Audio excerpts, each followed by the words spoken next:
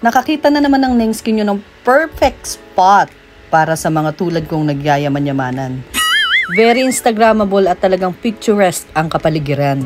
Kitang-kita nyo naman kung gaano ka Japan feels ang lugar na ito.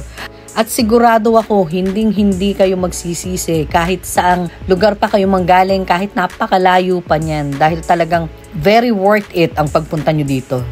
Dahil bukod sa napakaganda, napakatahimik at napakalinis din sa lugar na to.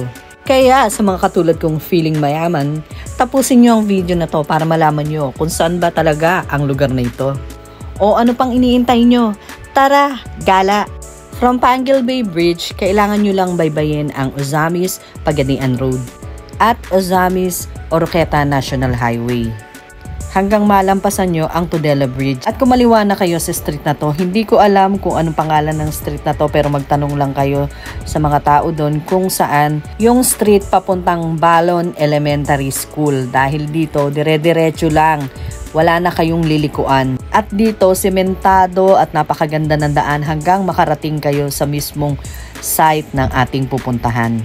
Medyo masama nga ang panahon nung kami bumabiyahe, kaya ayan, talagang inabot kami ng ulan. At eto ang napakagandang view na inabutan namin nang kami dumating. Talagang kahit pagod at medyo malakas ang ulan, ay nako, wapakels, talagang kinunan ko ang napakagandang tanawin na to. Pero mga mi, huwag kayong malito kasi labas pa lang po yan ng location ng ating pupuntahan. Partida, labas pa lang po yan pero napakaganda na. E paano pa yung loob? Kaya tara na, pasok na tayo sa Tudela Highland Resort and Eco Park. At ayan na nga, inabutan na talaga kami ng lakas ng ulan pagdating namin sa loob pero hindi pa rin nagpakabog. Ang super ganda ng lugar nito. Tingnan nyo yung arrangement ng mga accommodations at ang mga naggagandahang halaman. Hello mga kanengski! Ayan, gumala na naman ng Dorang Gala at nandito tayo ngayon sa Tudela Misamis Occidental. Ayan, andito tayo sa Tudela Highlands and Resort. Nakikita nyo ba yung mga bahay na yan? Ayan yung mga native houses ng mga Subanen tribe. Ang Subanen tribe is native dito sa Misamis Occidental, sa Zamboanga Peninsula. Tingnan nyo yung mga bahay nila, oh. Parang ano ng mga Japanese din dati. Native houses ng mga Japanese. Later, igagala ako kayo dito. Hindi pa ako masyadong makaikot kasi medyo umuulan.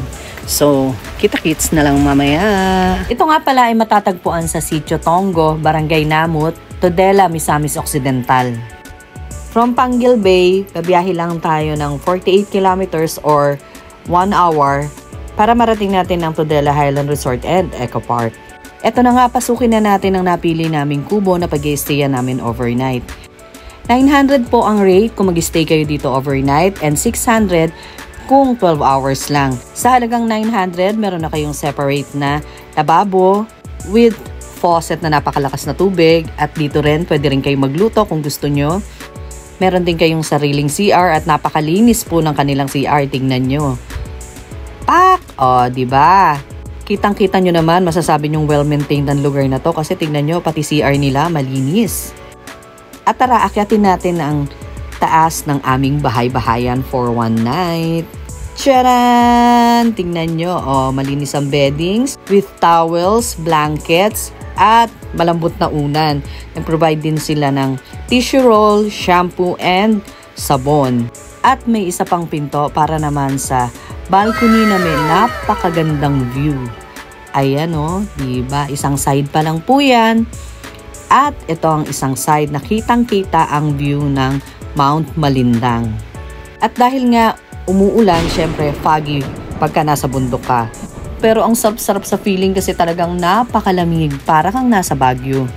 Anyway, ang Tudela Highland Resort and Eco Park ay ang dating tinatawag na Subanen Village.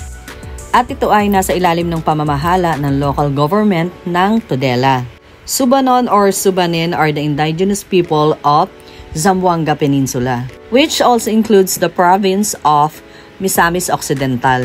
At ang mga staff nga sa Eco Park na to are mostly Subanen. At nagtuloy-tuloy na nga ang ulan kahit na napakarami ko nang sinabi. Kaya ayun, nag-decide na kami ni husband na mag-init ng tubig at magkape dahil talagang napakalamig dito sa lugar na to. At syempre, for the cloutang persons, kaya kailangan may mga paganitong picture ang cup ng kape ko. Ang ganda-ganda nga ng umaga dito sa lugar na to. Tingnan nyo naman, oh.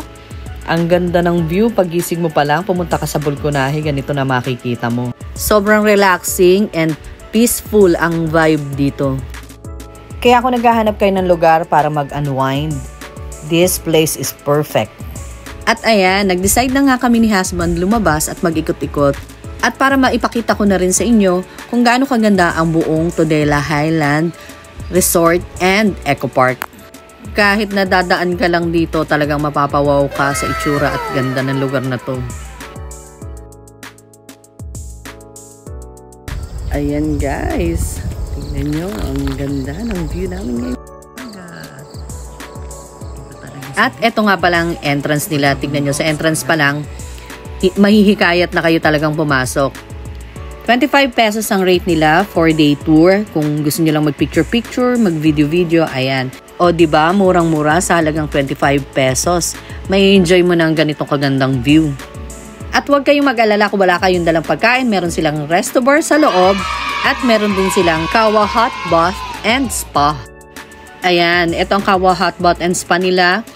Ayan, milk po yan, tsaka bulaklak. Diyan kayo maliligo para mag-relieve kayo ng stress. Yung mga naandi dyan, yung mga naapektuhan ng 224, ay perfecto, pantanggal ng stress ng mga filmar nyo.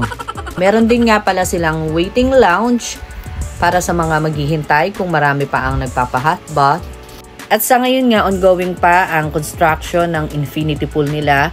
Pero hopefully, pagbalik natin, okay na to.